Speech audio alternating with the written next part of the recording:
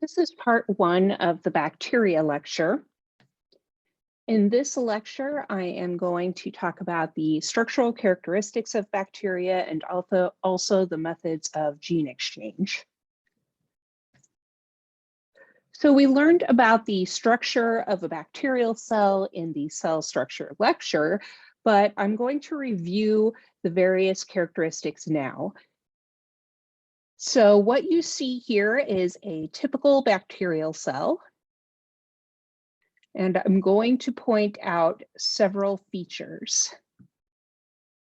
So first, remember that one of the main differences between prokaryotic and eukaryotic cells is that a prokaryotic cell does not have a membrane-bound nucleus. So I'm looking right here. The bacterial cell has a nucleoid region. There is no membrane around the chromosome. It is just condensed in the middle in what we call the nucleoid region. Now remember that a bacterial cell has a large circular chromosome. It's not linear, a bunch of linear chromosomes like we see in eukaryotic cells. Now, the other difference is that a bacterial cell does not have membrane-bound organelles. Remember, an organelle is like a compartment, and inside the compartment, it carries out a specific function, like the mitochondria is an organelle or a chloroplast. Well, bacterial cells, prokaryotes, do not have these organelles. However, they do have a plasma membrane because remember, all cells have a plasma membrane. So it's right on the inside here where my arrow is. And on the outside is a cell wall. Now in eukaryotes, I want you to take a second and think about which types of eukaryotes have a cell wall.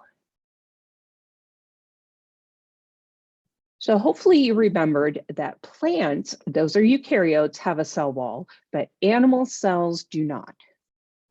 Now, a bacterium also has, most of them have what is called a flagellum. That is like the tail of the bacterial cell. In this particular picture, it has multiple flagella, that is the plural, but a lot of times they have one flagellum, so it's kind of like a tail. So I'm going to write a few things down for you here. So structural characteristics. So a nucleoid region is where you will find the circular chromosome.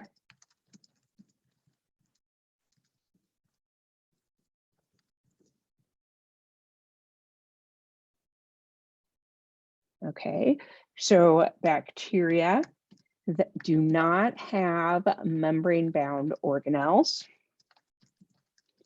Those are compartments that carry out specific functions, and you only find those in eukaryotes.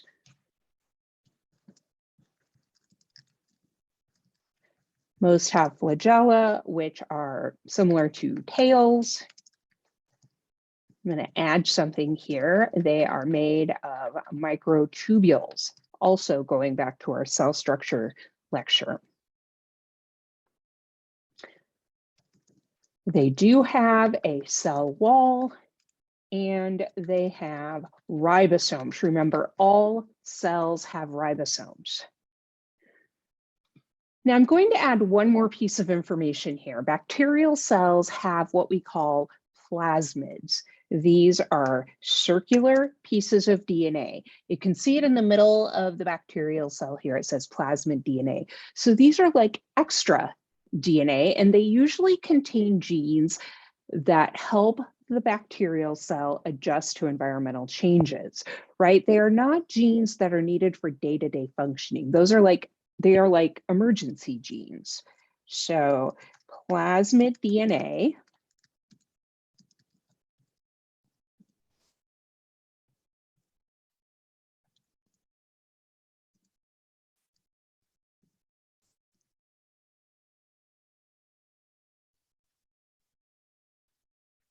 okay.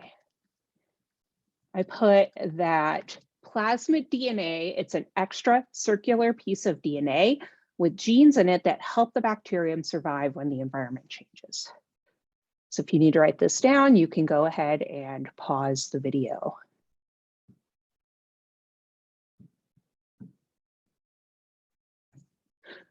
So this is showing you the diversity of shapes. I put bacteria and archaea. Remember, archaea is the other group of prokaryotes. They are unicellular. However, genetic information has shown us that archaea are not very closely related to bacteria. They're actually more closely related to eukaryotes than bacteria, but we put them in the prokaryotic division because of their cell structure. So there are 3 shapes of bacteria. A, it says Streptococcus, that is spheroidal, and we also call it like a coccus shape, but basically it's round. So 3 shapes. I'm going to say spherical. I think that's the easiest way to remember it. B on my picture is E. coli, and these are rod-shaped bacteria.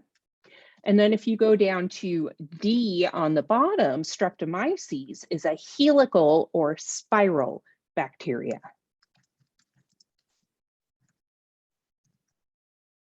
Now C is an archaean that lives in salt ponds, and it's really cool looking because it has a square shape.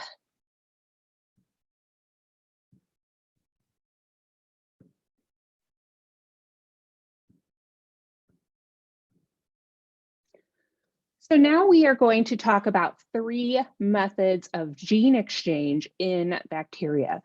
Now, remember that bacteria reproduce asexually, right? There's no bacteria sex, but they can still exchange genes. And this is one of the ways that natural or evolution occurs in bacteria, right? This is how they get genetic variation, because remember, asexual reproduction is producing a clone. So bacteria need to have some way of introducing more genetic variation. The first one is called conjugation. Now, it explains it in the little text boxes here, but for conjugation, a pilus is formed, which tethers the 2 cells, the 2 bacterial cells together. We consider one bacterial cell the donor and one the recipient.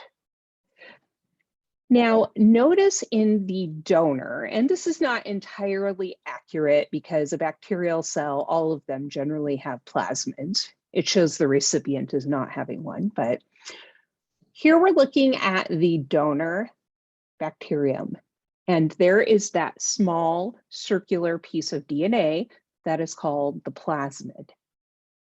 Now the pilus is formed, it pulls those bacterial cells together. Then on the bottom here, it's almost like a little tunnel between the 2 bacterial cells, and the donor gives a plasmid to the recipient. So now that plasmid that the recipient took in can actually provide genes in case there's environmental changes. Okay, so conjugation, a plasmid is passed from donor to recipient through an opening. We'll put it that way. So I'm going to write that down for you in simpler terms than what it shows you on the slide. So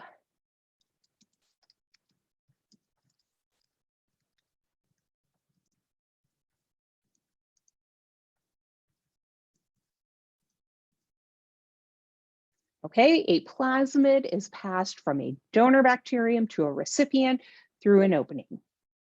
And again, we call that conjugation. Now, the next type of gene exchange is called transformation. Now, what happens with transformation is a bacterium that's singular dies and releases its DNA to the environment. Now notice the DNA is all kind of cut up there, right? It's not releasing a full circular chromosome. The chromosome has broken up into pieces. But DNA is released to the environment by that dead bacterium. And then the recipient picks up that DNA from the environment. And you don't need to know how that occurs, but just remember that transformation, a bacterial cell dies, releasing its DNA, and a recipient bacterium picks it up from the environment.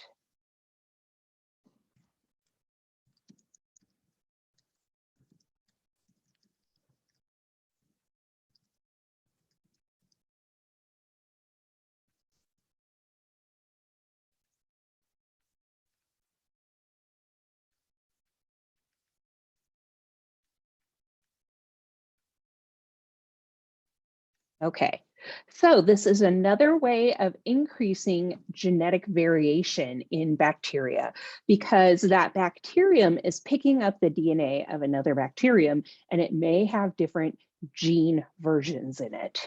Now I say a gene version because it probably has similar genes. It's just, you can think of it like, for instance, we all have a gene for, say, hair color.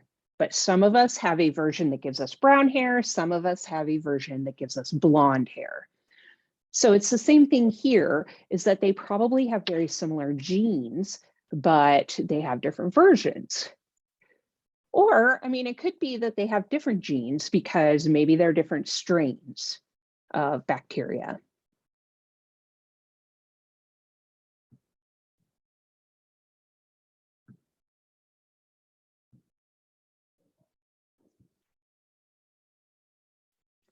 Now, the last method of gene exchange that you need to know is called transduction.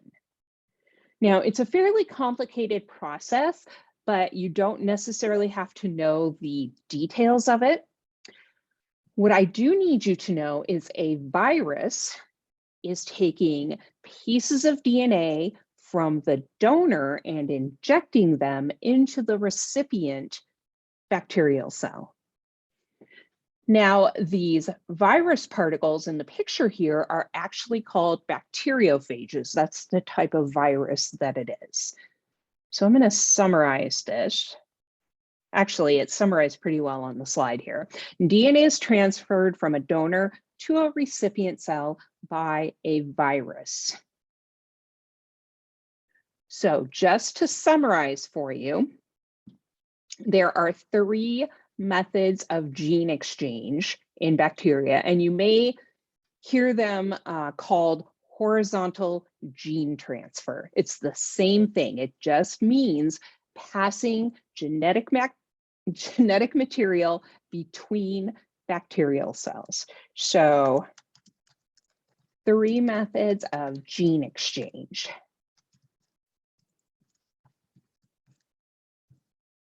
So we have conjugation. That's where there's an opening, a plasmid goes from donor to recipient. We have transformation. That is when a donor releases DNA into the environment and it is picked up by the recipient. And finally, conjugation, or transduction, I'm sorry. Transduction is where a virus particle takes DNA from one bacterial cell and injects it into the recipient.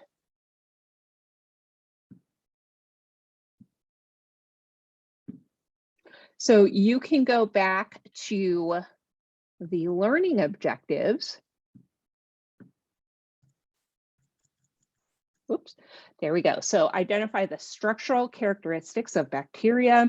For that, I want you to know, for instance, that bacteria have cell walls, they have a plasma membrane, a nucleoid region with one circular chromosome that contains the genetic material.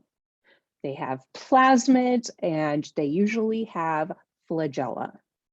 And then number 2, the 3 methods of gene exchange. Well, we just went over those. We have conjugation, transformation, transduction. Now, my next video will cover number 3 and 4.